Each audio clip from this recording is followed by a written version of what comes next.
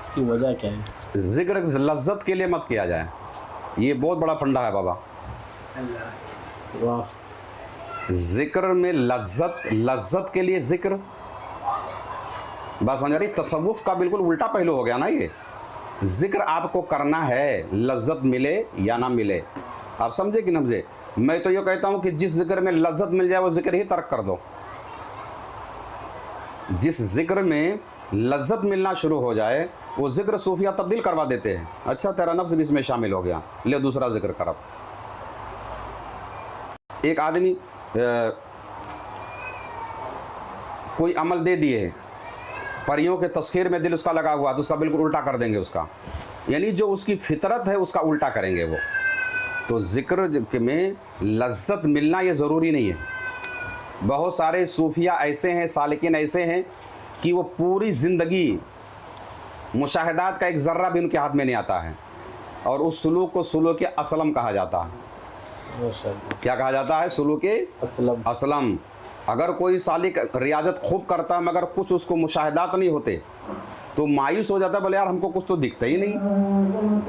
آپ سمجھے کہ نہیں سمجھے؟ تو کیا میں گویا غلط راہ پر ہوں؟ غلط راہ پہ بالکل نہیں ہو آپ۔ غلط راہ پر ہوتے تو مولا کی طرح منہ تمہارا نہیں ہوتا۔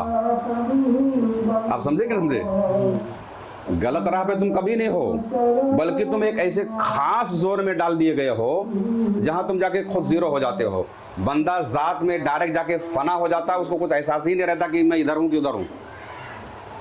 بات سمجھے کہ نہیں سمجھے؟ مشاہدات سے تو توجہ بدل جاتی ہے نا۔ اب ہم متوجہ ہوئے ادھر، اب ادھر یہ نظر آ رہا ہے، یہ کشف ہو رہا ہے، یہ مشاہدہ ہو رہا ہے، یہ کشف ہو رہا ہے، مشاہدہ ہو رہا ہے۔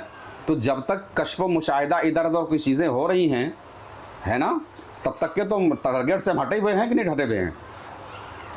تو لذت کے لیے عبادت کرنا، کس کے لیے؟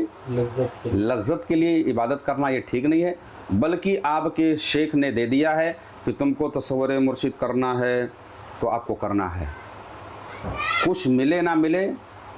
یہاں کوئی مطلب نہیں ہونا چاہیے، مزدوری کی کوئی طلب نہ ہو۔ تو گویا کہ اب ذکر ہم کر رہے ہیں، اس میں مزدوری ہم کو چاہیے کیا؟ لذت۔ کیا چاہیے؟ لذت۔